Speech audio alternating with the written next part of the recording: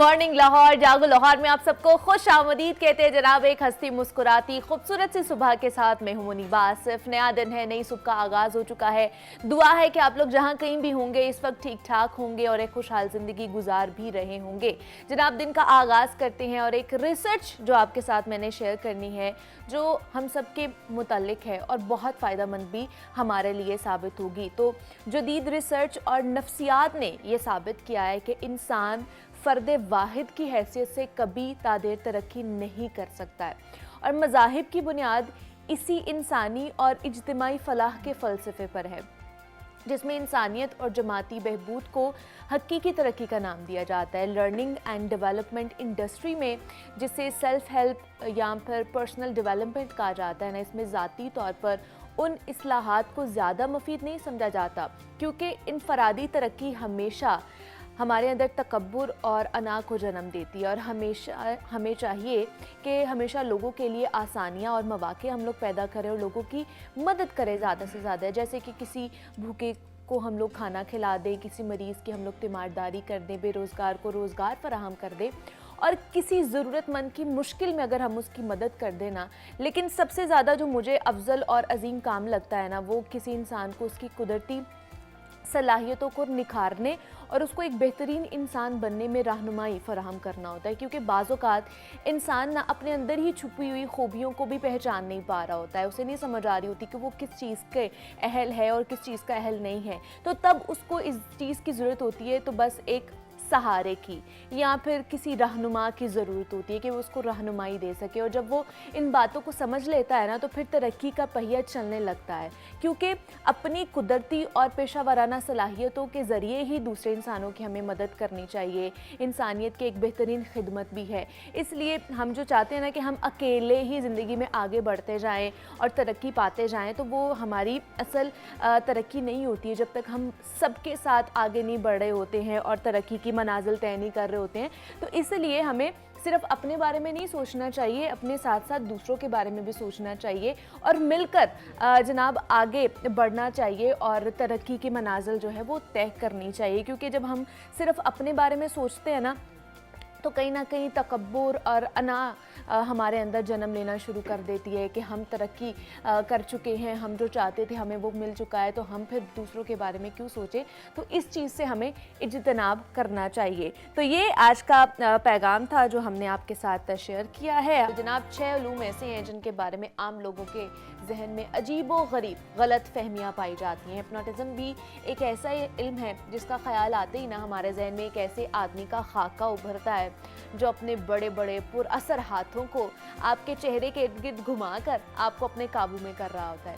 उधर आप उसके ज़ेरे असर आएँ और उधर उसने आपसे या आपके ज़रिए कुछ गलत या फिर जुर्म कराया है। हिप्नोटिज़म की ये तस्वीर थिएटर, फिल्मों या फिर हम ड्रामास की दीन है और जिसके नतीजे में उस कारआमद इल्म के बारे में अवाम में बहुत ज़्यादा गलत फहमियाँ जन्म ले रही होती हैं और वो इससे पूरी तरह मुस्तफ़ीद नहीं हो पाते हैं। हिप्नोटिज़म का ताल्लुक जहन से है और ये जहनी अमराज में राहत भी दिला सकता है आपको। और हिप्नोटिज़म यूनानी लफ्ज़ हिप्नोसिस से बनाया गया है और जिसका मतलब है नींद या फिर खुमार। और मुख्तसर यूँ कह लें कि होश और बेहोशी की दरमियानी हालत को हिप्नोटिज़म कहते हैं। ताहम किसी को हिप्नोटाइज कैसे किया जा सकता है और क्या हिप्नोटिज़म करके छुपे हुए राज उगलवाए जा सकते हैं और इसके फ़ायदे क्या हैं, इसके नुकसानात क्या हैं, और भी बहुत कुछ है जो आज हम जानेंगे। जनाब प्रोफेसर डॉक्टर रफ़ीक डार हमारे साथ इस वक्त इन स्टूडियो मौजूद है, माइंड साइंसेज एक्सपर्ट हैं। डॉक्टर साहब आपको वेलकम कहती जागो लाहौर में, कैसे आप? Thank you for inviting. Doctor साहब आज बड़ा मज़े का ये टॉपिक है क्योंकि इसके बारे में बहुत सारी गलत फहमियाँ हैं जो लोगों के जहनों में हैं कि हिप्नोटिज़म होता क्या है। जिस तरह हम ड्रामाज में, फिल्मों में देखते हैं कि एक बंदे को हिप्नोटाइज कर दिया जाता है और उसके बाद उससे कुछ भी कराया जा सकता है या कुछ भी उगलवाया जा सकता है। तो व्हाट इज़ हिप्नोसिस या हिप्नोटिज़म, ये है क्या दर हकीकत? Thank you very much. देखें, जैसे आपने थोड़ा सा पहले इंट्रो में भी बताया कि हिप्नोसिस जो है ना, इसका जो लफ्ज़ी मतलब है वो स्लीप है जी, लेकिन ये स्लीप लाइक कंडीशन होती, स्लीप नहीं होती। ओके यानी कि इसको मैं एविडेंस के तौर पे बता देता हूँ कि फॉर एग्जांपल अगर आप किसी को हिप्नोटाइज कर लेते हैं, अगर आप उसको सुला देते हैं, फिर आप उससे कोई अपना फ़ायदे का काम कैसे करवाएंगे? बिकॉज वो तो सो रहा है। अब सोया हुआ इंसान अनकॉन्शियस होता है, ठीक है, इसका मतलब है हिप्नोसिस, पहला मिथ तो ये लोग कहते हैं कि लोगों को आप सुला देते हैं, हाँ। तो वो हिप्नोसिस स्लीप नहीं होती। अच्छा। हिप्नोसिस बेसिकली माइंड की एक ऐसी स्टेट होती है जिसमें आप हाइपर सजेस्टेड हो जाते हैं। हाइपर सजेस्टेड का मतलब है कि अगर आपको कोई बात कह रहा है तो आप उसको जल्दी एक्सेप्ट करते हैं। अच्छा। यानी कि एक बहुत ही हाई लेवल ऑफ ट्रस्ट वाली सिचुएशन होती है, आप माइंड के उस लेवल तक चले जाते हैं। अब इसको साइंटिफिकली अगर हम देखें तो बेसिकली माइंड की ना दो एरियाज होते हैं, एक कॉन्शियस माइंड होता है और एक आपका सब कॉन्शियस माइंड होता है। इसमें भी आज मैं लोगों को क्लैरिटी देता हूँ जो माइंड साइंसेस को बड़े शौक से सुनते हैं। बेसिकली माइंड की ना दो टाइप्स होती है, एक सिंपल कॉन्शियस होता है और एक सब कॉन्शियस होता है। ठीक है। अब जब भी आप किसी को पहली नजर से देखते हैं तो आप कॉन्शियस माइंड को यूज कर रहे होते हैं। अच्छा, ठीक है। और जब आप किसी से बात करते हैं, कोई आप बात कन्विंस करने वाली कर रहे हैं या उनको मनाने वाली कोई बात कर रहे हैं, तो सबसे पहले उसके कॉन्शियस माइंड को बात हिट करती है। ओके। अब कॉन्शियस माइंड का ना पीछे एक छोटा सा पार्ट होता है जिसे हम क्रिटिकल माइंड कहते हैं। ओके। वो क्रिटिकल माइंड क्या कहता है कि फर्ज करें मैं आपसे कोई बात कहता हूँ तो आपका यूजुअली रिएक्शन ये होगा कि क्यों। हाँ। अगर वो क्यों जो आप कहते हैं ना वो क्रिटिकल माइंड से कहते हैं। ठीक है।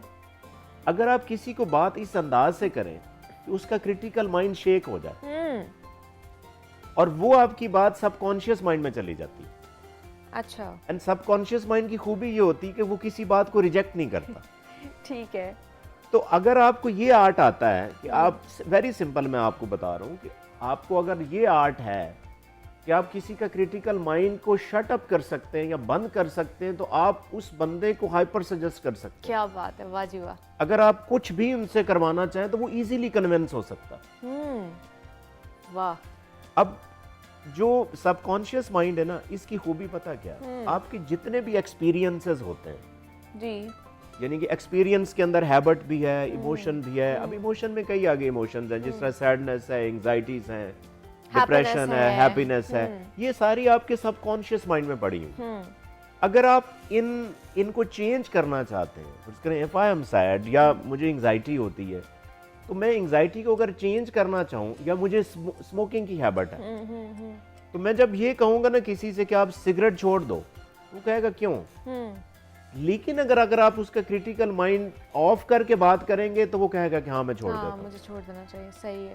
अच्छा डॉक्टर साहब, इस चीज़ से मुझे याद पड़ता है कि एक ऐसा भी मतलब कोई कुछ अर्सा पहले कि बहुत सारी घरों में चोरियां होती थी, मतलब औरतें भी आती थी घर में और आए कहती थी जी हमें अपने घर में जितने भी सामान है ला के दे दे, सोना ला के दे दे, और वो औरतें घर की खवातीन जो होती थी वो उनको हर चीज़ दे देती थी, और बाद में जब वो चली जाती थी तो उनको होश आता था कि हमने क्या किया है, और बाद में जब उनसे पूछते थे कहते हमें तो पता ही नहीं चला कि हमने ये किया क्यों है, हमें शायद उन्होंने हिप्नोटाइज कर दिया या ऐसी कोई सिचुएशन कर दी है कि हमें समझ ही नहीं आई, हमने सारी चीज़ें ला के उनको दे दी। तो ये भी एक हिप्नोटिज्म की बिल्कुल, मैं स्टेट इसके है। ऊपर ना एक साइंटिफिक एविडेंस के साथ बात हाँ। देखिए, मैंने अभी थोड़ी देर पहले बात की थी कि अगर आप किसी का क्रिटिकल माइंड बंद कर देते हैं, हाँ।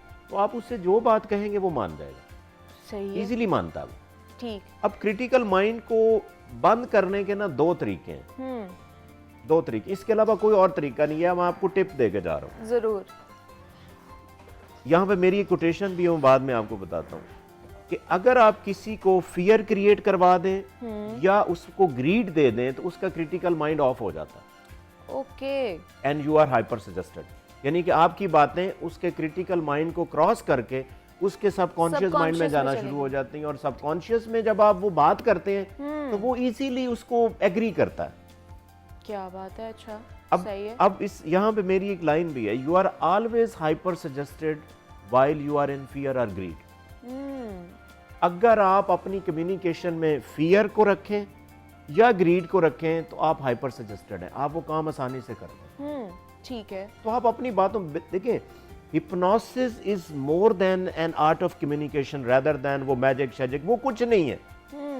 मेरे साथ आप किसी को बिठा लें, चैलेंज कर लें, मैं साइंटिफिकली प्रूव करूंगा। Hypnosis is a more than a communication, यानी कि ऐसे अगर मैं आपसे अभी कहूं ना कि आप हिप्नोटिक स्टेट में और आप हैं, अच्छा, because you are being convinced on my statements, मेरी बातें आपको क्लैरिटी से समझ आ रही हैं, एंड आप ये कह सकती हैं कि इस टाइम आप हिप्नोटिक स्टेट में, साइंटिफिक जो डेफिनेशन मैंने आपको हो सकता है ये आप कह रहे हैं तो मेरे ख्याल से शायद हो सकता नहीं, है। अगर जो मैं बात हाँ। कर रहा हूँ मेरी बातों पे आपको ट्रस्ट आ रहा है, हाँ, ठीक है, इवन जो आपके व्यूअर्स सुन रहे देखने हैं, वाले हैं, हाँ। देखने वाले, वो भी एग्री करेंगे कि डॉक्टर साहब ये बात सही कर रहे हैं। तो वो हम इसका लोग मतलब है मैंने आप लोगों के क्रिटिकल माइंड को जो ब्लॉक किया। अब मैं आपको कुछ टिप्स दे देता हूं कि क्रिटिकल माइंड को ब्लॉक कैसे किया जाए। जरूर, फिर हम भी देखें, हिप्नोसिस उसमें कर कई सकते हैं। फैक्टर्स हैं कई फैक्टर्स हैं कि अगर आप क्रिटिकल माइंड को ब्लॉक करना चाह रहे हैं ना, उसमें सबसे बड़ा फैक्टर अथॉरिटी होती है। फर्ज करें अगर मैं बात कर रहा हूं ना हिप्नोसिस के ऊपर, मेरी एक अथॉरिटी है हिप्नोसिस एरिया में, लोग मेरी बात को एग्री करेंगे, यार ये बंदा कर रहा है। या आपके शो में कोई भी एक्सपर्ट आप बुलाती हैं, न्यूट्रिशन पे बुलाती हैं, ब्यूटिशियन, हाँ जी, ऐसे ही है। तो उनकी बातों को लोग क्यों सुनते मान हैं। लेते हैं? क्योंकि वो एक्सपर्ट होते हैं वो उस चीज़ एक्सपर्ट होते हैं। अथॉरिटी सबसे पहले क्रिटिकल माइंड को कट करती में। है। ओके। दूसरा कुछ और फैक्टर्स होते हैं। एक फैक्टर आपको मैं बड़ा सिंपल सा बता देता हूँ, ठीक है। जब आप सबकॉन्शियस माइंड में होते हैं ना, कुछ ऐसे नेचुरल फैक्टर हैं जो आपको सबकॉन्शियस माइंड में ले जाते हैं। ठीक है। फॉर एग्जांपल, दिन का जो टाइम है ना, ये बहुत इंपॉर्टेंट है। यूजुअली इवनिंग आवर्स के अंदर आप यूजुअली सबकॉन्शियस माइंड में होते हैं। अगर आप, मैं यहाँ पे एक और भी टिप दे, अगर आप इवनिंग आवर्स में शॉपिंग करने जा रहे हैं ना, तो ना जाए। अच्छा। हाँ, because usually you are in the hypnotic state in evening hours, और जो सेल पर्सन्स होते हैं वो आपको इजीली हाइपर सजेस्ट कर लेते हैं and they can sell you the things very easily.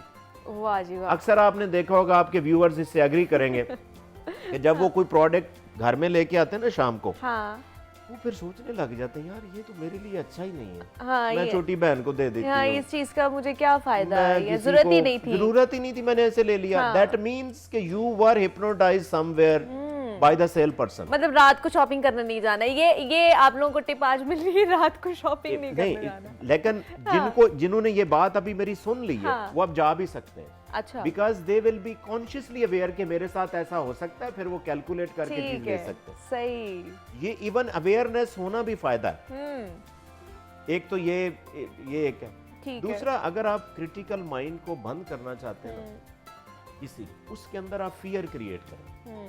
यानी कि आपकी बात देखें, हम अगर इस्लाम की मिसाल लें, हम नमाज क्यों पढ़ते हैं? हम नमाज के लिए हाइपर सजेस्टेड क्यों होते हैं? क्यों? फियर है या ग्रीड है समवेयर। इस दो लफ्जों के अलावा कोई और चीज नहीं है जिसकी वजह से हमको कन्विंस होते हैं या काम करते हैं। ठीक। अगर आपकी बातों में एक फियर, एक थ्रेटनिंग सी सिचुएशन क्रिएट कर दें तो आपकी बात मानी जाती है। सही है। तो आप ऐसे देखें, जिस तरह आपने वो मिसाल दी ना कि कोई औरत घर में गई तो उसने ज्वेलरी Exactly, सारी दे हाँ, दी। हाँ। ऑब्वियसली अगर आप उसकी हिस्ट्री देख लें, उससे आप पूछेंगे ना, उसने जरूर कोई फियर की बात की होगी या ग्रीड की होगी। इसके अलावा कुछ नहीं हो सकता। तो you are always hyper suggested while you are in fear और ग्रीड। लेकिन फिर इस हिप्नोसिस को किस स्टेट में यूज करना चाहिए? इसके कोई फायदे भी तो होंगे ना, सिर्फ बहुत नुकसानात फायदे तो नहीं है। बहुत फायदे क्या हैं फिर देखें, इसके? अगर आप अपने आप को हिप्नोटाइज करते हैं, कोई प्रॉब्लम चल रहा है आपका, हाँ जी। कोई प्रॉब्लम है, फर्ज करें उस प्रॉब्लम को आप फोकस करें माइंड में कि मैंने इस प्रॉब्लम, और अपने आप को हिप्नोटाइज करें। आप अब देखें, hypnosis is a form of relaxation. Okay. फर्ज करें आप इवनिंग आवर्स में किसी रिलैक्स ही जगह पे बैठ जाएं, ठीक है ना, आप इवन वजू कर लें, हाथ ठंडे करें, पानी शानी लगाएं, ठीक है, तो आप रिलैक्स फील करें। रिलैक्स हो जाएंगे, बिल्कुल, बेशक। जैसे ही आप उस प्रॉब्लम पे फोकस करेंगे ना, आप सबकॉन्शियस माइंड में चले जाएंगे एंड आपका सबकॉन्शियस माइंड उस प्रॉब्लम पे सोल्यूशन देना शुरू कर देगा। ये फायदा। ठीक है। यानी कि जिंदगी में याद रखें, जो लोग हिप्नोटिक स्टेट में होते हैं ना, वो बहुत कामयाब होते हैं, क्योंकि उनको आइडिया सबकॉन्शियस माइंड ही देता है। Idea belongs to subconscious mind. ठीक है। आइडिया कभी कॉन्शियस माइंड से, कॉन्शियस माइंड तो आइडिया को रिजेक्ट करता है। फर्ज करें मैं आपसे कहता हूं, अगर आप कॉन्शियस माइंड में है ना, मैं कहता हूं कि आप ड्रेसेस का बिजनेस करें, आप कहोगे नहीं मैं क्यों करूं, मेरी एक दोस्त ने किया था, वो चला ही नहीं, फेल हो गया। अब ये आपका क्रिटिकल माइंड रिजेक्ट कर रहा है मेरे आइडिया को। But if I will suggest you in the subconscious mind, you will easily get suggested कि ठीक है मैं करता। सही। तो जितने भी आइडियाज जनरेशंस होते हैं ना, वो देता ही आपको सबकॉन्शियस माइंड। और जो लोग ज्यादा सबकॉन्शियस माइंड में रहते हैं, वो नॉर्मल इंसान नहीं होते, वो क्लास के पीपल होते हैं।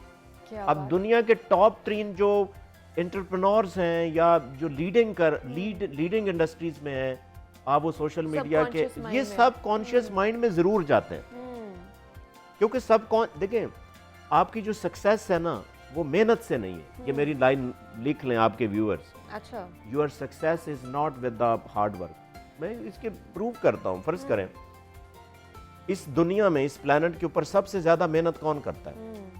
लेबर क्लास करती है, बिल्कुल। और उनकी जिंदगी में कोई सक्सेस नहीं।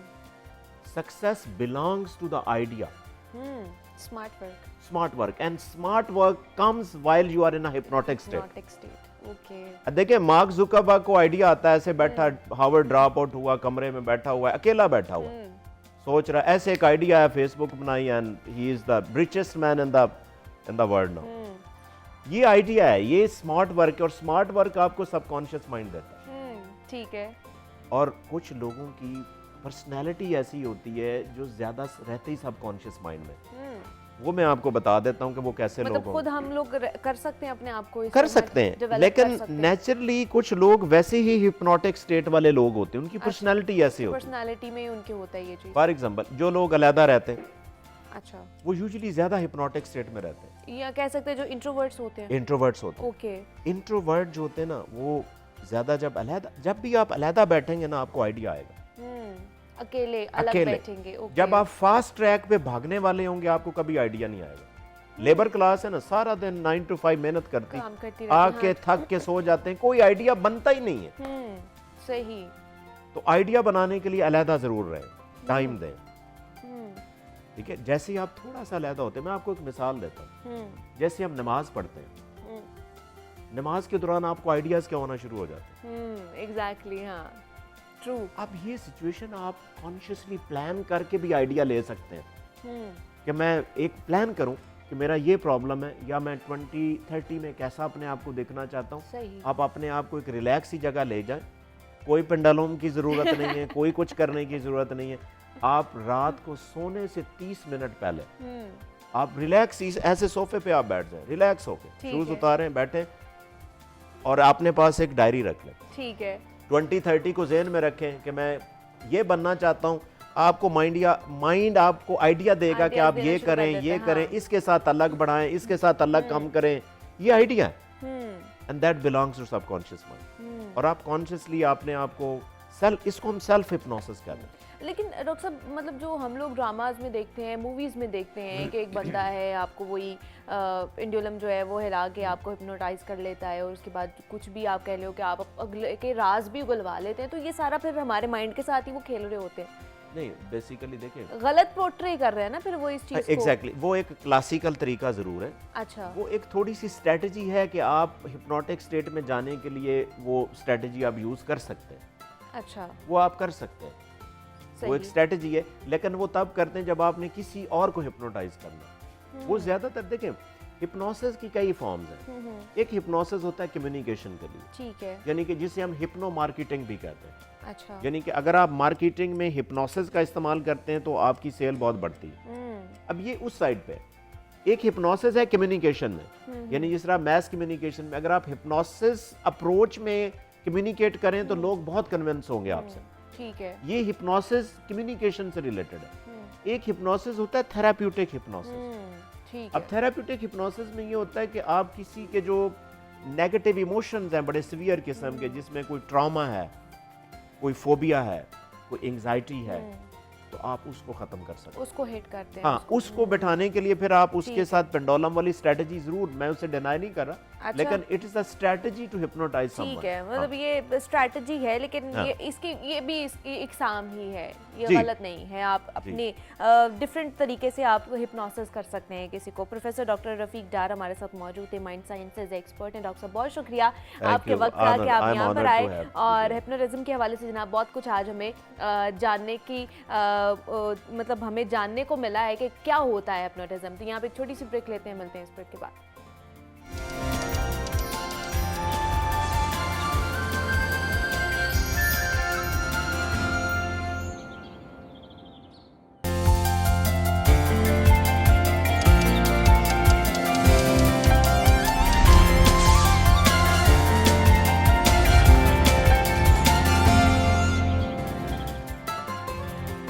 Welcome back. और और जनाब नजर डाल लेते हैं कुछ सियासी मंजरनामे पर। तो हमेशा एहतजाजों और जलसे जुलूसों की नजर रहने वाला मॉल रोड कल एक बार फिर वबाल रोड बना रहा और टीवी स्क्रीन्स पर हमने वीडियोस और तस्वीर देखते हुए यूं लग रहा था कि जैसे कोई चोर पुलिस का खेल जारी है कल, और आखिरकार शाम ढली ये मामला कुछ ठंडा हुआ। और अगर इस सारे मामले की बात की जाए ना तो ये जेल भरो तहरीक की बात की जा रही है। और अगर इसके पस मंजर पर नजर दौड़ाएं तो चेयरमैन पाकिस्तान तहरीक इंसाफ इमरान खान ने बुध 22 फरवरी से जेल भरो तहरीक लाहौर से शुरू करने का ऐलान किया था। और अपने वीडियो पैगाम में उन्होंने कहा था कि आइन वाजे तरीके से कहता है कि इलेक्शन 90 रोज में ही होने चाहिए और 91वें दिन का मतलब ये होगा कि जो भी निगरान हुकूमत होगी वो गैर आइनी होगी। और पीटीआई की जेल भरो तहरीक के आगाज पर वाइस चेयरमैन शाह महमूद कुरैशी और जनरल सेक्रेटरी असद उमर समेत कई रहनुमाओं ने कल गिरफ्तारी दे दी है। और पीटीआई के कई रहनुमा और कारकुन कैदियों की गाड़ी में सवार हो गए और कैदियों की वैन की छत पर चढ़ गए थे। और गिरफ्तारी देने वालों में उमर सरफराज, चीमा, आजम सवाती और दीगर भी शामिल हैं। तो जनाब आज हम इस पर बात करेंगे कि ये तहरीक जो है कब तक जारी रहेगी, आज की हिकमत अमली क्या होने वाली है पीटीआई की तरफ से, क्या आज मजीद गिरफ्तारियां दी जाएंगी और क्या इसके मकासद हासिल हो पाएंगे जो पीटीआई एक प्रेशर बिल्डअप करना चाह रही है। इस पर बात करते हैं। सलमान तारिक, नुमाइंदा लाहौर न्यूज़, हमारे साथ मौजूद हैं। सलमान, कैसे हैं आप? ठीक ठाक है सलमान? कल जो सारा हमने मंजर कशी हमने की और आपने भी वक्तन फ़वक्तन रिपोर्ट करते रहे हैं, तो क्या कल हुआ? हुकूमत तो कह रही है 81 गिरफ्तारियाँ हुई हैं, वो कह रही हैं 700 से ज़्यादा गिरफ्तारी हुई हैं। टोटल कितनी गिरफ्तारियाँ, कुछ पता चल पाया?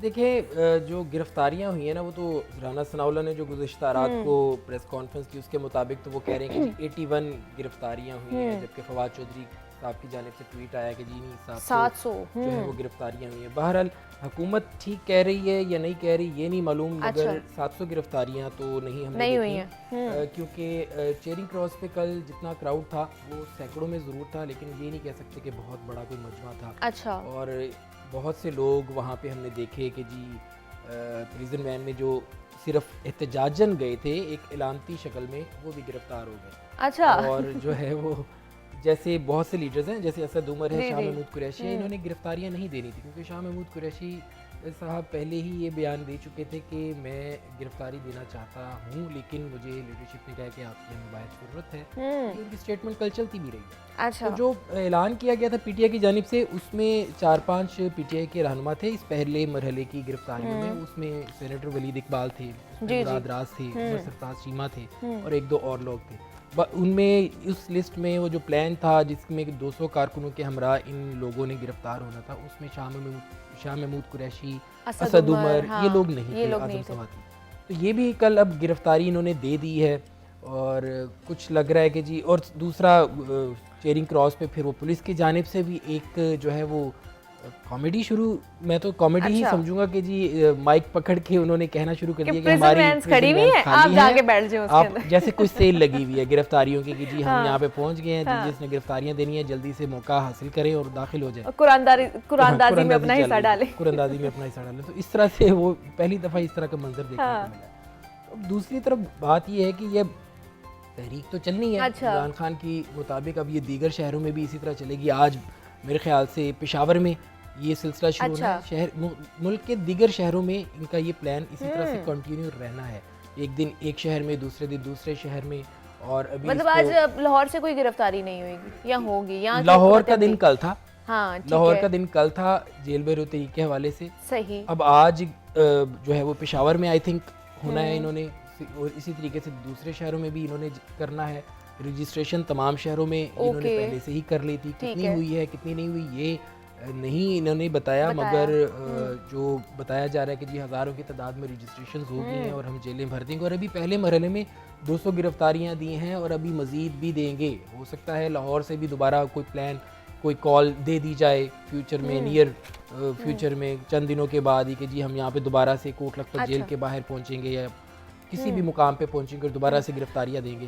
तो ये एक मूवमेंट है, एक तहरीक है। अब इस तहरीक में मोमेंटम कितना पैदा करती है पीटीआई, ये अब आने वाले दिनों में मालूम होगा। अच्छा, दूसरा तारिक, सलमान, ये भी कोई ऐसा मामला है कि वो तो हमें पता चला है कि मुलाकातें नहीं 1 महीने तक करने देंगे, हिकमत अमली तैयार की गई है पंजाब हुकूमत की तरफ से। दूसरा, अभी हमने जैसे ब्रेकिंग की है कि दवाइयाँ और नाश्ता भी नहीं भेज रहे हैं, तो इस तरह की भी कोई है कि नाश्ता भी नहीं जाएगा, घर से खाना भी नहीं जाएगा, दवाइयाँ भी नहीं जाएंगी? घर से नाश्ता खाना तो बिल्कुल नहीं जाता होता। अच्छा। ये जो दफात इन पर पुलिस लगाने जा रही है MPO 3, इसमें जो है वो अगर घर से खाने जाने लग जाए तो फिर दीगर जितने भी प्रिजन अंदर मौजूद हैं, जितने भी कैदी मौजूद हैं, सबके खाने घर से दवाइयाँ आने तो लग जाए भेज ही सकते हैं। दवाइयाँ एक ज़ाहिरी बात वो है, एक एक नेसेसिटी medical है। है, हाँ। अब उस पे पुलिस का क्या मौक़िफ़ है, वो क्यों नहीं दवाइयाँ जाने दे रहे, ये तो एक पूछने वाली ही बात है। बहरहाल जो खाना है ना, उस पे तो पुलिस ने वाज़े, जेल हुकाम ने वाज़े जो है अपने बयान में कहा है कि जी दीगर कैदियों वाला खाना बाकियों को मिलेगा, ये कोई अनोखी थोड़ी है। अच्छा। क्योंकि जाहिर बात है जेल के अंदर तो वो कैदी है ना, उसके अंदर वो डिफ्रेंशिएट तो नहीं कर सकते ना कि नहीं ये VIP कैदी है या ये सियासी कैदी है या ये फलाना कैदी है। जेल के अंदर कैदी है और जेल में जो खाना बनता है वो सबको प्रोवाइड किया जाएगा। हाँ, VIP कैदियों के लिए खाने आते रहे, हमने अपनी आंखों से जैसे देखे एक हैं। मरियम नवाज ने भी मरियम इंटरव्यू में नवाज- कहा है कि मैं भी वहाँ पे कैदी थी, मेरे पास तो वहाँ पे इस्त्री भी नहीं थी और मैं फ्राइंग पैन से कपड़े इस्त्री करके पहनती थी। बिल्कुल एक नई इसी टेक्निक तरह है, का बिल्कुल था। आइडिया नहीं था मतलब कि एक इस तरीके ये से आइडिया हमें भी मिला है नया कि आप फ्राइंग पैन से भी कपड़े इस्त्री कर सकते हैं और पहन सकते हैं अगर घर में बिजली भी नहीं आ रही तो। Very creative. एग्जैक्टली, हाँ। सेकंड, मतलब जेल में रह के इतना के क्रिएटिव आइडियाज आ रहे हैं, वेरी गुड। ऐसे मौक़ों पे क्रिएटिव होता है ना आदमी। तो सेकंड ये कि अब ये जेल भरो तहरीक असल में ये है क्या, इससे टारगेट्स अचीव कर पाएगी PTI? बज़ाहिर जो अभी तक सूरत हाल है उसके मुताबिक नहीं लग रहा। उसकी वजह ये कि हुकूमत जो है ना मुकम्मल तौर पे ना करके सलमान, बैठी। आपकी तरफ भी आती हूँ। अभी रहनुमा फवाद चौधरी साहब उन्होंने हमें ज्वाइन किया है, उनसे बात कर लें। तो PTI रहनुमा है। सर बहुत शुक्रिया फवाद साहब आपके वक्त का। सर बताइएगा, कल गिरफ्तारियां हो गई हैं, आज का क्या लायामल है, क्या PTI ने हिकमत अमली तैयार की है आज के हवाले से? कल हमारा टारगेट था कि 200 लोग गिरफ्तारियां देंगे हाँ और तकरीबन 700 के लगभग लोगों ने गिरफ्तारियां दी। और उसके बाद जब कैंप जेल गए तो वहाँ पे जगह नहीं थी, तो बहुत सारे लोगों को छोड़ना पड़ा। उसके बाद लेकिन चौधरी साहब, हुकूमत की तरफ से जो रिपोर्ट आई है वो तो कह रहे हैं कि सिर्फ 81 लोग गिरफ्तार हो पाए हैं और आप दावा कर रहे हैं कि 700 लोग गिरफ्तार हुए हैं। अगर आप मेरी पूरी बात सुन लेती तो आपको समझ आ जाएगा। जरूर बताएं। और उसके बाद रियाला जेल में थे, कोट लखपत जेल में थे, वहाँ जगह रही थी। तो मुख्तलिफ थानों में रखा गया। 81 लोग जो हैं वो कोट लखपत जेल में रखे गए और बहुत सारे लोग जो हैं उनको बाद में रिलीज किया गया। अभी टोटल में ख्याल 220 के करीब लोग जो है वो अब भी बाकी है, जिनको मुख्तलिफ थानों में और मुख्तलिफ जगहों पे रखा गया। और 81 लोग जो है उनको कोट लखपत जेल में उनकी एंट्री की गई। अच्छा। अब इस वक्त सूरत हाल ये है कि लग रहा है कि वो वहाँ से भी कई लोगों को जेल से निकाल के तो मुल्तान भेजा जा रहा है। आज इसका दूसरा दिन है और ये पेशावर में जो है वो आज भी इंशाल्लाह सैकड़ों लोग वहाँ पे भी गिरफ्तारियां देंगे और ये सूरत हाल फिर आगे पिंडी जाएगी या बाकी शहरों में ये फैलती जाएगी। अच्छा, दूसरा चौधरी साहब, अभी हमने ब्रेकिंग भी की है इस हवाले से कि जितने भी रहनुमा हैं और जो कारकुनान हैं उन्हें एक तो बाहर का खाना भी नहीं दिया जा रहा और दूसरा दवाइयाँ भी नहीं वहाँ पर पहुँचाई जा रही हैं।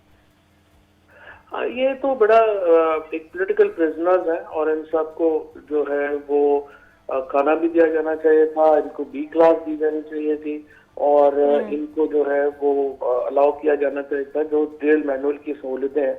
हाँ जी। लेकिन ये फाशिस्ट हुकूमत है और इनसे यही हम उम्मीद कर सकते हैं। और ये जेल भरो तहरीक का मकसद भी यही था कि हम अगर बराह रास्त जाते हैं जब एहतजाज में, तो आपने देखा कि 25 मई को किस तरह इस फस्ताई हुकूमत ने लोगों के ऊपर मज़ालिम किए, जेलों लोगों को घरों से उठाया गया, 11-11 साल के बच्चों को उठा के जेलों में डाला गया। तो उससे हमने कहा कि एक कदम तशद्दुद के ऊपर मबनी एक ऐसी मुनफरिद तहरीक जो है वो चलाई जाए जिसमें वायलेंस ना हो, क्योंकि अगर वायलेंस हुआ तो पाकिस्तान में इस वक्त महंगाई की जो सूरत हाल है, हमारी सोसाइटी बिल्कुल एक एज के ऊपर है और ये किसी वक्त भी जो है वो हम किसी बड़े क्राइसिस के शिकार हो जाएंगे। और इमरान खान की और तहरीक इंसाफ की पूरी कोशिश है आइन के अंदर रहें और वायलेंस के बगैर हम अपना मकसद जो है अचीव कर सकते। बिल्कुल ऐसे। अच्छा चौधरी साहब बताइएगा, आज ये भी खबर आ रही है कि अब आज पेशावर से जेल भरो तहरीक का आगाज किया जाएगा। जी, आज इंशाल्लाह पेशावर मरकज बनेगा जेल भरो तहरीक का। जहां पर जो सैकड़ों कारकुनान हैं वो मौजूद होंगे गिरफ्तारी देने के लिए, और उस मकसद के लिए जो पेशावर है उसको चुना गया है, और कल इंशाल्लाह दिल्ली में यही एक्सरसाइज दोहराई गई। अच्छा, दूसरा चौधरी साहब, ये भी खबरें आ रही हैं कि कुछ कारकुनान के ऊपर दहशतगर्दी की भी दफ़ा लगाने का ये कह रहे हैं और प्लान किया जा रहा है। तो कल कुछ ऐसा मामला हुआ है? कल देखा भी क्या है, सारा दिन टीवी पर चलता रहा है। देखिए, ये हुकूमत जो है इसने तो टेररिज्म केसेस को और इवन ब्लास्फेमी लॉ को एक बिल्कुल मजाक बना दिया है। अपने सियासी मुखालिफिन के खिलाफ जितना मिसयूज ये 2 कवानीन की हैं, आपको याद होगा मदीना में इन लोगों के ऊपर चोर चोर के नारे लगे, ये वापस आए, इन्होंने तौहीन मजहब में तमाम लोगों के ऊपर केसेस कर दिए। उसके बाद ये एंटी टेररिज्म में 7 रुकनी सुप्रीम कोर्ट बेंच कह चुका है कि इसका स्पेसिफिकली टेररिज्म के लिए इस्तेमाल होगा। लेकिन हम देखते हैं कि आए दिन लोग अपने सियासी मुखालिफिन, इमरान खान के ऊपर जो है वो टेररिज्म के पर्चे हैं। और टेररिज्म क्या है कि 25-30 लोगों ने इलेक्शन कमीशन के बाहर एहतजाज किया, एक गमला उसमें नहीं टूटा और इमरान खान उसमें मौजूद नहीं थे, लेकिन उन पर एंटी टेररिज्म केस कर दिया गया। तो ये जो मिसयूज है, डिस्पाइट सुप्रीम कोर्ट के बड़े वाज़ेह फैसलों के, इस्लामाबाद हाई कोर्ट के बड़े वाज़ेह फैसलों के, इसके ऊपर फौरी तौर पे अदलिया जो है उसको नोटिस लेना चाहिए और इंश्योर करना चाहिए कि ये कवानीन इस तरह से गलत इस्तेमाल ना हो। लेकिन चौधरी साहब, जिस तरह निगरान सेटअप ने ऐलान किया है कि दहशतगर्दी का जो दफ़ा लगाई जाएंगी, दफ़ात लगाई जाएंगी, लेकिन क्या इस निगरान हुकूमत को ज़रा एहतियात के साथ नहीं चलना चाहिए था इन मामलात को लेके? इस तरह तो इंतशार भी फैल सकता है फिर। बिल्कुल आपकी बात सही है, और इस वक्त इंतशार फैल रहा है और निगरान हुकूमत जो बनाई गई है उसके ऊपर तो बहुत ज्यादा तहफ़्फ़ुज़ात हैं। ये निगरान हुकूमत पंजाब की निगरान हुकूमत शहबाज शरीफ को दे दी गई है और केपी की हुकूमत JUI को दे दी गई है, और उनके तमाम जो वज़रा है वो बिहेव ऐसे करते हैं जैसे वो कोई पता नहीं अपोजिशन लीडर है। उनका काम ही नहीं है, उन्हें गैर गिरफ्तार रह के अपना मामला चलाने हैं। और जिनको बहुत सियासत का शौक है उनको मैं कहूँगा कि वो इस्तीफा दें और कौंसलर का इलेक्शन लड़के दिखाएं। इनको इनके घरों में कोई नहीं पूछता और ये वजीर बन के बैठ गए। अच्छा, दूसरा चौधरी साहब, ये जो सारी तहरीक चलाई जा रही है, इसके जो मकासद है कि आम इंतखाबात का ऐलान किया जाए, तो क्या ये प्रेशर बिल्टअप किया जाएगा? मकासद हासिल हो पाएंगे आपको लगता है ये सारी सिचुएशन में? हो सकता है ना हो, सकता है मकासद ना हो, लेकिन तहरीकें इसलिए नहीं होती कि आप कुछ करें ना ये सोच के कि कामयाब नहीं होगा। क्विट इंडिया मूवमेंट जो थी वो नाकाम होगी, लेकिन 15 साल के बाद जो है वो हिंदुस्तान को आजादी मिली। ये जो अगर हम आज देखो, इशू ये है इस वक्त 20,000 रुपए से लेके 1.5-2 लाख रुपए तक जो फैमिलीज है कमाने वाली, उनकी कमर टूट गई है। उनको समझ नहीं आ रहा उन्होंने क्या करना है। हमारी सीनियर लीडरशिप मीटिंग में बात आई कि जो लोग मोटरसाइकिल के ऊपर बच्चों को स्कूल छोड़ते थे, उनके पास पेट्रोल इतना महंगा हो गया कि अब वो पैदल जाते हैं। नो डाउट, बिल्कुल। इस वक्त जो स्कूलों की फीसें, और अभी कल आपने देखा ही शहबाज शरीफ साहब ने जो आपको खुशखबरी सुनाई है कि महंगाई और बढ़ेगी। अब मुझे बताएं, इस वक्त लोगों की कमर जो है वो कहते हैं ना कि वो जो ऊंट की जो कमर है उसके ऊपर एक पत्ता और गिरा, एक तिनका और रखा तो वो टूट जाएगी। पाकिस्तान के लोगों के पास कोई गुंजाइश नहीं है मजीद महंगाई की। और अगर हम एहतजाज के लिए बाहर नहीं निकलते, हमारे पहले इन्होंने इकोनॉमिक राइट्स सब किए, उसके बाद हमारे इंसानी हकूक जो है मुअत्तल किए, अब हमारे पॉलिटिकल राइट्स जो करारदादे मकासद जो बुनियाद है पाकिस्तान के आइन की, वो कहते हैं कि sovereignty belongs to Allah almighty ji, और उसको इस्तेमाल करेंगे chosen representative of people of Pakistan. अब ये कर रहे हैं कि वो भी हक हमसे ले रहे हैं, वोट का हक भी हमसे ले रहे हैं और कह रहे हैं नॉमिनेटेड लोग आपके ऊपर हुकूमत करेंगे। ये तो अनएक्सेप्टेबल। बिल्कुल ऐसे ही। अच्छा चौधरी साहब, अभी ये खबर मौसूल हुई है कि जिस्मानी रिमांड की भी इस्तदा की जा रही है जितने भी ये रहनुमाओं और कारकुनान को गिरफ्तार किया गया है, तो क्या सियासी गिरफ्तारियों में रिमांड की इस्तदा की जाती? हमें पता नहीं अभी तक। आज हम जो है वो हाई कोर्ट में सर ये अभी खबर आ रही है, ये अभी ब्रेक करनी है हमने, लेकिन वो मैं ये अभी जो है आपकी खबर भी देख लेते हैं और समझते हैं केसेस किए क्या हैं, क्योंकि हमें नहीं पता अभी तक कि ये जो डिटेंशन में लिया है ये MPO क्योंकि कल इनके जो इंफॉर्मेशन मिनिस्टर है वो तो कह रहा था कि जी हम एमपीओ में ले रहे हैं। अगर एमपीओ में ले रहे हैं तो फिर उसमें तो रिमांड नहीं होता, वो तो आप डिटेन करते हैं। ठीक। और इन्होंने 144 की वॉल्यूम में दिया है, उसके लिए भी रिमांड क्यों चाहिए? सो अब देख लेते हैं कि कैसे आगे बढ़ेंगे। आज हम आपसे बेजा की पिटीशन फाइल कर रहे हैं हाई कोर्ट में, ताकि हमें डिटेल्स पता चले कि किस शख्स को किस केस में अंदर किया गया। ठीक है जी, बहुत शुक्रिया सर आपके वक्त का कि आपने हमारे लिए वक्त निकाला। सीनियर रहनुमा पीटीआई फवाद चौधरी साहब हमारे साथ मौजूद थे और डिटेल में उन्होंने गुफ्तगू की है कि किस तरह की आगे इन्होंने प्लानिंग की हुई है। सलमान, आपने भी जाना, सारा कुछ कॉन्वर्जेशन आप सुन रहे थे।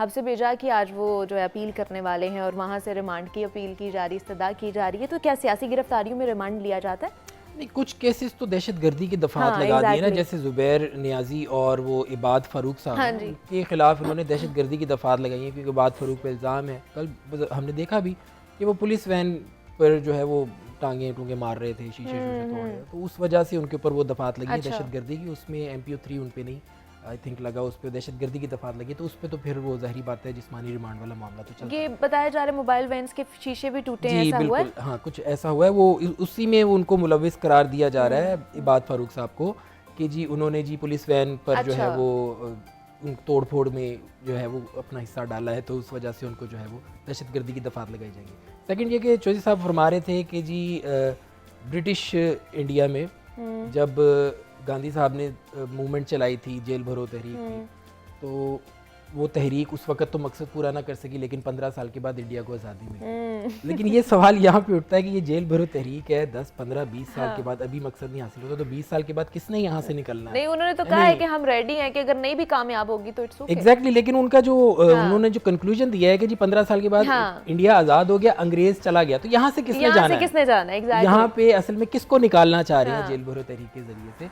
सेकंड ये कि असल मकसद तो ज़ाहिरी बात है जनरल इलेक्शंस का ही है, जिस पे हुकूमत भी अपनी हटदर्मी पर कायम है कि जी हम नहीं इनकी बात मान रहे, तो बहुत ज़्यादा एक कह लें कि डिस्टेंट हो चुके हुए हैं, कहीं पर टेबल टॉक करने के लिए भी राज़ी नज़र नहीं आ रहे, क्योंकि एक परेशान कुन इस मुल्क के लिए तमाम मसाइल को टेबल टॉक के ज़रिए ही हल होना चाहिए, लेकिन दोनों तरफ से लचक का मुजाहरा नहीं किया जा रहा। जैसे कल राना सनाज ने भी पहले इमरान खान साहब ने टॉक की, उन्होंने कहा कि मैं नहीं छोड़ूंगा किसी को, मैं आऊँगा हुकूमत में, मैं आऊँगा, मैं किसी को नहीं छोड़ूंगा। जवाब में राना सनाउल्लाह साहब ने कहा कि जी हम सियासी इख्तलाफ से अगर हम दुश्मन हैं तो फिर आप भी हमारे दुश्मन हैं, हम भी आपके दुश्मन हैं। तो इस तरह की जो जुमले हैं, इस तरह की बातें हैं, अगर इनका तबादला होता रहेगा तो फिर तो मुफाहमत की फ़िज़ा कायम हो ही नहीं सकती, जो कि हम देख रहे हैं कि काफ़ी अरसे से इस मुल्क में नहीं है, कहीं पर भी नहीं है। और सेकंड ये कि अगर जेल भरो तहरीक का ट्रैक रिकॉर्ड, ओवरऑल रिकॉर्ड की अगर बात करें सब कॉन्टिनेंट की हद तक, गांधी साहब की जेल भरो तहरीक भी नाकाम हुई थी। उसके बाद फिर MRD की तहरीक हुई थी 80s में, बेनज़ीर ने वो लीड की थी, तो वो तहरीक भी नाकाम हुई थी ज़िया-उल हक के ख़िलाफ़। उसके बाद अब ये तीसरी तहरीक है पाकिस्तान में, जबकि इससे पहले एक तहरीक इंडिया में शुरू हुई थी 2011 में, अन्ना हज़ारे उनके कुछ सोशल एक्टिविस्ट हैं, उन्होंने की थी। वो अपने मुतालबात मनवाने में कामयाब हो गए थे, लेकिन वो खुद जेल गए थे। ओके, तो आप मेरा मतलब समझ गई हैं। तो तहरीक कामयाब करने के लिए लीडर को आगे आना पड़ेगा, लीडर को आगे आना पड़ेगा। लेकिन अगर खुदा ना खास्ता ये तहरीक अगर नाकाम हो जाए तो हैट्रिक हो जाएगी ना फिर यहाँ पे। सब कॉन्टिनेंट में हैट्रिक हो जाएगी, पाकिस्तान की दूसरी, पाकिस्तान में दूसरी हो जाएगी। अच्छा, दूसरा आज पेशावर से उन्होंने कहा है कि तहरीक का आगाज़ किया जाएगा। दूसरा, बड़ी ज़्यादा डेवलपमेंट्स भी हुई हैं।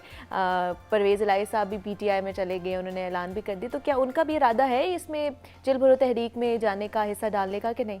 ऐलान तो उन्होंने किया है कि इमरान खान साहब हमारे लीडर हैं, वो जो कहेंगे हम उसको फॉलो करेंगे। परवेज़ इलाही की बात करो तो, लेकिन जो परवेज़ इलाही साहब का जो ट्रैक रिकॉर्ड है वो चलते अपने मुताबिक ही है। अब उन्होंने PTI ज्वाइन कर ली है, ज़ाहिरी बात है पार्टी की पॉलिसी को फॉलो करना ही होता है, चाहे आप ज़ाती तौर पर कोई भी ओपिनियन रखते हो, लेकिन आप अगर एक पार्टी में हैं तो आपने पहले ये देखना है कि मेरी किसी स्टेटमेंट से, मेरी किसी ओपिनियन से पार्टी डैमेज तो नहीं हो रही। तो वो उन्होंने अब इन चीज़ों को भी देखना है कि जैसे पहले माजी में, नियर फ्यूचर में, नियर पास्ट में ही हमने देखा कि परवेज़ इलाही साहब ऐसी स्टेटमेंट्स देते थे जिससे PTI को खासा जो है वो नुकसान होता था सियासी हवाले से।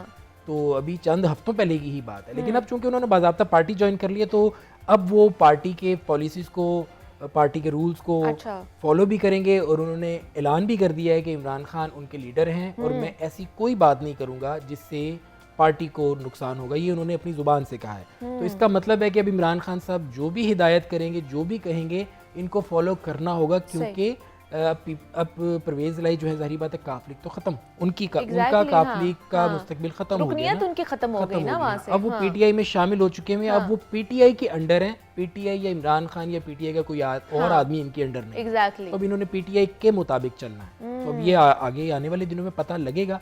बहरहाल परवेज़ लाई साहब का मजाज हम जानते हैं, वो खुल के कोई भी बात करना ऐसे चाहते ही हैं है। तो कर देते हैं, लेकिन अब देखें क्या बनता है, आगे ये देखते हैं। कैसे जोड़ी कामयाब होती है, क्योंकि माजी में भी सदर पीटीआई एक मुंतखब किया था, लगाया था पीटीआई ने जावेद हाशमी, तो वो जब गए थे और तो उन्हीं बहुत की ये दी गई है उन्हें मरकजी सदर का जो वो आता जब है। गए थे तो बहुत डेंट डाल हुआ के था, गए हैं। डाल के गए थे, तो अब देखें ये डेंट डालते हैं या नहीं डालते। चले आगे आने वाली जो सियासत है उस पर भी आपको जनाब हम अपडेट करते रहेंगे, लेकिन आज के लिए सलमान तारिक का बहुत शुक्रिया कि आप यहाँ पर आए। नुमाइंदा लाहौर न्यूज़ हैं और तमाम तर जेल भरो तहरीक और पॉलिटिकल सिचुएशन पे हमने बात की है, मजीद भी बात करेंगे। यहाँ पे एक छोटी सी ब्रेक लेते हैं, मिलते हैं इस ब्रेक के बाद।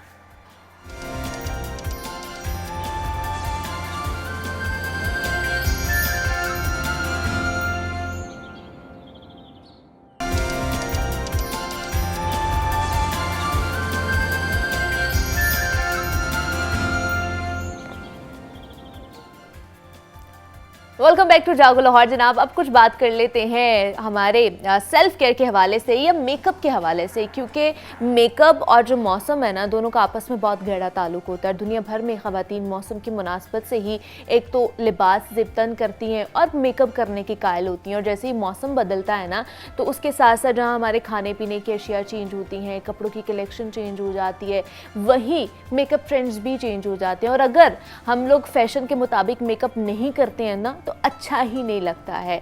तो दरअसल मेकअप जो है औरत की जीनत भी होता है और जो औरत हुस्न को निखारने में हमारी मदद भी देता है। और जब भी हम ख़ास करके ख़रीदारी के लिए जाते हैं, ग्रॉसरी के लिए या शॉपिंग के लिए जाते हैं, तो जनाब कोई ऐसी औरत नहीं होगी जो मेकअप का सामान लेना ना भूले। मतलब वो ज़रूर कोई ना कोई प्रोडक्ट्स वहाँ से लेती हैं। लेकिन मसला ये है कि समर्स आ गए हैं, गर्मियाँ आ गई हैं, तो गर्मियों में मेकअप जो है वो बहुत ज़्यादा ख़राब होना शुरू हो जाता है, पसीना बहुत ज़्यादा आता है, तो उसकी वजह से बड़ी उलझन होती है। तो गर्मियों में किस तरह हम अपने मेकअप को मेंटेन कर सकते हैं, कौन कौन सी चीज़ें हम लोगों को यूज़ करनी चाहिए, कौन से मेकअप ट्रेंड्स जो हैं वो इन हो चुके हैं, कौन से आउट हो चुके हैं, इस पर आज हम बात करेंगे। हमारे साथ इस वक्त मोतीबा ज़िशान मौजूद हैं जो कि ब्यूटी एक्सपर्ट हैं। मोतीबा कैसी हैं आप? ठीक ठाक हैं? आप कैसी हैं? मैं भी बिल्कुल ठीक ठाक जनाब। मुनीबा और मोतीबा आज अब आमने सामने है। अच्छा मोतीबा, फैशन ट्रेंड्स और मेकअप ट्रेंड्स, जैसे हमारे खाने पीने की चीज़ें चेंज हो जाती हैं, पहनने ओढ़ने का हमारा चेंज हो जाता है, विंटर से समर आ जाता है, तो मेकअप ट्रेंड्स में क्या चेंज हो जाता है जब हम विंटर से समर्स में आते हैं? जब समर से हम विंटर से समर में जाते हैं तो सबसे पहले हमारे जो बेस का वो है वो चेंज हो जाता है। लाइक हम समर में जिस तरह की मर्जी बेस नहीं अप्लाई कर सकते। विंटर का ये होता है कि हम जिस तरह मर्जी बेस अप्लाई करें, हाईलाइटर्स अप्लाई करें, डार्क शेड लिपस्टिक्स यूज करें, बट समर में ऐसा नहीं होता है। अच्छा। समर में हम लोग बिल्कुल लाइट शेड्स की तरफ जाते हैं, पिंक पीची की तरफ जाते हैं और बिल्कुल लाइट लेयर जो है बेस अप्लाई करते हैं। सही। तो बिल्कुल ही जो ट्रेंड है वो चेंज हो जाता है। रिक्वायरमेंट भी यही होती है, जाहिर बात है हम नहीं अप्लाई हैवी बेसिस वगैरह कर सकते क्योंकि वो स्टे ही नहीं करती। एग्जैक्टली, वो पसीने बहुत ज़्यादा, स्वेटिंग बहुत ज़्यादा स्वेटिंग हो जाती है। तो सबसे पहले हम डूज एंड डोंट पे बात कर लेते हैं कि क्या चीज़ हमें करनी चाहिए और क्या चीज़ नहीं करनी चाहिए। हम लोगों को प्रोडक्ट सेलेक्ट करनी नहीं आती है। लाइक फर्स्ट ऑफ ऑल हम मार्केट में गए हैं तो जो हम समर में चीज़ परचेज़ करें वही हम विंटर में परचेज़ कर रहे हैं। तो समर में जो है हम लिक्विड बेस यूज़ कर सकते हैं। अच्छा। सही रहती है, स्किन पे स्टे करती है क्योंकि समर होता है मॉइस्चराइज स्किन रहती है। बट जो विंटर है, विंटर में हम लोग ड्राई केकी बेसिस जो है वो नहीं यूज़ करते। बट समर्स में जो है हमें इस तरह की करनी चाहिए, ड्राई करनी चाहिए, हमें जो है यूज करनी चाहिए, क्योंकि ऑलरेडी पसीना बहुत ज्यादा आ रहा होता है, उसकी वजह से बेस भी पिघलना शुरू हो जाती है। बिल्कुल ऐसे ही है। समर में जो है बेस सबसे पहले हम लोगों को अपनी स्किन केयर रूटीन सही करनी चाहिए। हाँ। गर्मियों में अगर स्किन केयर रूटीन सही नहीं होगी, हम लोग अपनी स्किन का ख्याल नहीं रखेंगे, एक्नी सबसे मेन जो रीज़न है एक्नी स्टार्ट हो जाती है क्योंकि ऑयली स्किन हो जाती है, पिंपल्स पॉप आउट हो जाते हैं, बहुत ज़्यादा ये प्रॉब्लम होता है। तो हमें उसके लिए पहले अपनी स्किन केयर रूटीन ठीक करनी है और बिल्कुल लाइट मेकअप की तरफ जाना है। लेकिन जैसे विंटर्स में हमें ना प्राइमर भी यूज़ करते हैं बेस से पहले, बहुत सारे सीरम्स भी यूज़ करते हैं प्रेप करने के लिए अपनी स्किन को, तो समर्स में भी क्या इस तरह की रूटीन करनी चाहिए मेकअप से पहले? हमें बिल्कुल करनी चाहिए, बल्कि ज़्यादा हम लोगों को रूटीन करनी चाहिए ताकि हमारे पोर्स मिनिमाइज हो जाए, देन हम बेस या जो भी मेकअप है वो अप्लाई करें और स्किन के अंदर पेनिट्रेट ना हो। अच्छा, ठीक है। मैं एक सीरम बताऊंगी, रोज़ वाटर लेके फटकरी उसमें थोड़ी सी डाल के उसको हिला के आप रख लें। उसको फेस पे स्प्रे करें, आपके पोर्स के अंदर वो पेनिट्रेट हो जाएगा, एक तरह से आपका प्राइमर हो जाएगा वो। तो आपको आप मेकअप करेंगे तो आपकी स्किन के ऊपर पिंपल, एक्ने वगैरह वो नहीं आएगी। अगर आप डायरेक्ट मेकअप करते हैं तो आपको एक्ने इशू होता है 100%। अच्छा, और ये सारी मतलब स्किन उसके लिए है, स्किन टाइप्स के लिए है, क्योंकि ये हार्मफुल नहीं है। अच्छा, ये मतलब हर्बल रोज वाटर चाहिए हमें और उसके लिए फटकरी चाहिए, उसको डाल के हम रख लें। तो उसकी कोई क्वांटिटी भी होनी चाहिए या जितनी मर्जी अपने फुल मुताबिक रोज कर बॉटल लें? है, थोड़ी सी फटकरी मैश करके लाइक 1 स्पून टीस्पून उसमें डाल के अच्छी तरह हिला के उसको रख लें। ओके, तो वो पहले भी यूज करें, मेकअप के एंड पे एज अ फिक्सर भी यूज कर सकते हैं। वाओ, तो उससे ये है कि आपकी स्किन इश्यूज जो है वो काफी कम हो जाएंगे। ठीक है। आफ्टर केयर बहुत ज़रूरी है, जैसे मेकअप किया, स्कूल कॉलेज ऑफिस से घर गए हैं तो फेस को वॉश करना, फेस को मॉइस्चराइज करना, क्लिनस करना, मेकअप को अच्छी तरह रिमूव करना बहुत ज़रूरी है। विंटर में अगर हम नहीं भी करते तो स्किन इतनी रिएक्ट नहीं करती है, बट समर में बहुत ज़्यादा रिएक्ट करती है स्किन। अच्छा, विंटर्स में हमारा होता है कि हम सन ब्लॉक नहीं भी यूज़ करते हैं ना, तो मुतीबा हमारा चलता है कि ओके, बट समर्स में सन ब्लॉक लगाना कितना ज़रूरी है? बहुत ज़्यादा ज़रूरी है। अगर मैं कहती हूँ कि घर में भी है ना, तो आपको घर में भी जो है सन ब्लॉक लगाना बहुत ज़रूरी है, क्योंकि रेज हार्मफुल होती हैं, तो वो बिल्कुल आपकी स्किन को डैमेज करती हैं। तो आप घर में भी हैं, सुबह उठें, क्लिनस करें फेस वॉश करके, देन आप जो है वो सन ब्लॉक मेकअप से कितनी देर पहले लगाना चाहिए सन ब्लॉक? मैं कहती हूँ कि सुबह उठ के जब आपने फेस वॉश कर लिया, ऐसा कुछ कर लिया, आप अप्लाई कर लें। अच्छा, फिर दोबारा से फेस वॉश करके आप सन ब्लॉक अप्लाई करें, देन आप मेकअप करें।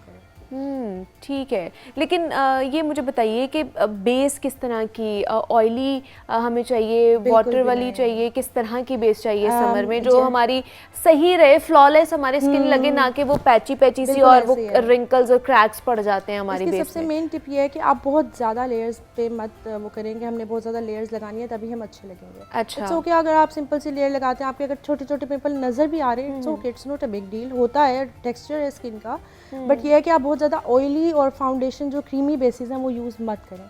कॉम्पैक्ट पाउडर यूज़ करें, वाटरप्रूफ बेसिस यूज़ करें। अच्छा, मार्केट में बहुत ज़्यादा आई हुई हैं, तो हमारे जो गर्ल्स हैं, लड़कियां हैं, वो ज़्यादा प्रेफर करती हैं, वो फाउंडेशन ले लेती हैं, वही फेस पे अप्लाई किया, इजी टू कैरी होती है, बीबी क्रीम या ज़्यादातर यूज़ करती हैं, तो वो नहीं स्टे करती है। अच्छा, वाटरप्रूफ बेसिस आई हुई हैं बहुत ज़्यादा, वो मैं कहती हूँ कि आप अपने पाउच में रखें, जब आपने फेस वॉश किया, इवन कहीं भी है, वो हल्का सा अप्लाई करें तो आपकी स्किन पे बहुत अच्छा टेक्सचर दे देती है। अच्छा, ठीक है। उसके बाद पाउडर जो है वो किस तरह का यूज़ करना चाहिए? कॉम्पैक्ट पाउडर, क्योंकि फिर वो बहुत ज़्यादा केकी भी हो जाती है, और पाउडर की वजह से मेरे ख्याल से हमारी बेस खराब होना शुरू हो जाती है। बट वो समर में पाउडर ओके है। अच्छा, विंटर्स में हमें इशू होता है, क्रैक हो जाती है वो पाउडर की वजह से, बट समर में ओके। आप सबसे पहले अगर जैसे मैंने आपको स्प्रे बताया यूज़ करें, उसके बाद कॉम्पैक्ट पाउडर अपने फेस पे अच्छी तरह टैप करें, वो आपके पोर्स के अंदर जो है वो पेनिट्रेट हो जाएगा। अच्छा, बेस से पहले? बेस से पहले। अच्छा, आपका स्किन जो ऑयल है वो प्रोड्यूस नहीं करेगा ना, फिर वो अच्छी तरह ऑयल को सोक कर लेगा, देन आप जो भी बेस अप्लाई करेंगे वो आपकी स्किन पे स्टे करेगी। वाह जी वाह, मतलब वो जो मुतीबा ने हमें स्प्रे बताया वो लगाएं, उसके बाद कॉम्पैक्ट पाउडर लगाएं, और उसके बाद अपनी बेस जो है अप्लाई करें, तो वो आपकी सही रहेगी बेस। एग्जैक्टली। और सबसे मेन बात ये है कि आप सही जो बेस यूज़ करें उसका कलर सही चूज़ करें। अच्छा, बहुत ज़्यादा लाइट करते हैं तो वो ग्रे में चली जाती है टोन। हाँ, बहुत ज़्यादा अगर डार्क पे जाते हैं तो बहुत ज़्यादा ही डार्क होना शुरू हो जाती है। तो जो आपकी स्किन का कलर से ओनली 1 टोन लाइट, गर्मियों में बहुत ज़्यादा ये होता है कि लड़कियों की ना वो ग्रेसी होना शुरू हो जाती है बेस जो है, तो अपनी स्किन से 1 टोन लाइटर यूज़ करें। लेकिन ये ग्रे इस वजह से होती है कि आप बहुत ज़्यादा अप्लाई कर लेते हैं। वो कहीं कहीं पे आपके स्पॉट्स होते हैं, वो फिर पैची लुक आ जाती है, ग्रे लुक आ जाती है। तो कंसीलर्स आए हैं बहुत ज़्यादा मार्केट में, कंसीलर यूज़ करें। वो जहाँ जहाँ आपके डार्क स्पॉट्स हैं, कंसीलर यूज़ करके देन आप फाउंडेशन यूज़ करें, तो वो बहुत अच्छी स्टे करती है। उसके बाद हम आ जाते हैं आई शेडोज़ पे, जो समर्स में हम लोगों को बहुत ज़्यादा शार्प और ब्राउन डार्क कलर के आई शेडोज़ नहीं चाहिए। हाँ, पीच कलर यूज कर लें, पिंक कलर यूज कर लें, बिल्कुल लाइट सा। और हाइलाइटर तो नो टू हाइलाइटर। ठीक है, हाइलाइटर बिल्कुल, क्योंकि ऑलरेडी इतना पसीना आ रहा होता है कि वो ऑलरेडी आपकी चमक रही होती है, बेस चमक जाती है। तो हाइलाइटर शौक है लड़कियों को आजकल, तो भर भर के हाइलाइटर मुझे खुद बहुत शौक है, मैंने खुद बहुत ज्यादा भर भर के लगाया। तो जो है समर में नहीं चलता। अभी तो आप अंदर बैठे ना, indoor it's okay, but outdoor जो है वो बहुत ज्यादा ही स्किन चमकने लग जाती है, और ग्लास स्किन नहीं लगती है, लाइक पता चलता है कि पसीना आया हुआ है। ठीक है। ये मिसकंसेप्शन है कि ग्लास स्किन लगती है जब हम हाइलाइटर लगाते हैं, हाँ। और हाइलाइटर की वजह से भी जो है बेस ग्रे हो जाता है। और दूसरा ये है कि हाइलाइटर लगाने का भी तरीका है। एग्जैक्टली, ये नहीं कि आपने पूरे मुंह पे हाइलाइटर और लगा मैंने लिया देखा है बहुत सी बच्चियां यहाँ बिल्कुल आईब्रोज को प्रोमिनेंट हाँ। करने के लिए नो इतना ज्यादा हाइलाइटर की जरूरत नहीं है। हाँ। हल्का सा पिंच लेके जस्ट यहाँ पे टैप कर लें, आपने बेसिकली यहाँ पे शाइन देनी है, बहुत ज्यादा शाइन देने की जरूरत नहीं है। अच्छा, दूसरा मतलब मुझे जैसे बहुत शौक है, एक तो हाइलाइटर का, दूसरा ब्लश ऑन का मुझे बहुत शौक है। मैं बहुत ज़्यादा लगाती हूँ, नाक पे भी लगाती हूँ और चीक्स पे भी लगाती हूँ। तो समर्स में किस तरह ब्लश ऑन ज़्यादा करना चाहिए या लाइट होना चाहिए? आई थिंक कंटूर कम करना चाहिए अच्छा, समर्स में, क्योंकि वो बहुत ज्यादा प्रोमिनेंट होता फिर है। वो डार्क सा आता है मुंह पे, कंटूर हाँ। और जब पिंक कलर मिक्स करते हैं वो बहुत ही समर में आपको होता है मर्ज होकर डिफरेंट कलर बन जाता है। तो इट्स ओके, ब्लशन तो लव है ना, ब्लशन तो मस्ट है, वो यूज़ करना है, बट कंटूर को फिर आप थोड़ा सा स्किप कर दें ताकि वो दोनों चीज़ें मर्ज होकर बहुत ज़्यादा शार्प लुक ना दे। अच्छा, इवेंट्स भी आते हैं, शादियां भी हैं, इन मौसम में शादियां भी हो रही होती हैं, तो उस पे किस तरह के हमें फिर शादी पे थोड़ा सा लाउड भी हो जाता है कि हम लोगों ने मेकअप करना है, आम रूटीन से निकल के थोड़ा सा डार्क भी करना है। तो समर्स में एक तो डे इवेंट भी होता है, डे इवेंट में और नाइट इवेंट में क्या करना चाहिए, किस तरह का? लाइट एंड डार्क मेकअप का डिफरेंस होता है बेसिकली। अगर हम डे इवेंट अटेंड कर रहे हैं तो हमें बिल्कुल लाइट मेकअप, बिल्कुल लाइट में जाना है, क्योंकि आपका ड्रेस भी ऑलरेडी जो दिन का टाइम होता है उसमें ज़्यादा प्रोमिनेंट हो रहा होता है। तो और शाम के टाइम में आप डार्क मेकअप कैरी कर सकते हैं, लेकिन आपने देखा है आजकल ब्राइड्स तक जो है वो लाइट नो मेकअप लुक की तरफ जा रही हैं। तो जब ब्राइड इतनी ज़्यादा तैयार नहीं हुई होती, इतनी ज़्यादा शार्प उन्होंने तो जो ब्राइडमेड्स होती हैं वो बहुत ज़्यादा तैयार एग्जैक्टली वो ब्राइड लग रही होती हैं। तो बिल्कुल कम मेकअप करें, क्योंकि ड्रेस ऑलरेडी इतना हैवी होता है कि मेकअप हैवी की ज़रूरत नहीं होती है। और मैं कहती हूँ अपने फीचर्स को इन्हांस करें, उसको छुपाएं नहीं मेकअप से। अच्छा, वो इतना ज़्यादा मेकअप हो जाता है कि शक्ल बिल्कुल चेंज हो जाती है, फेस बिल्कुल चेंज हो जाता है।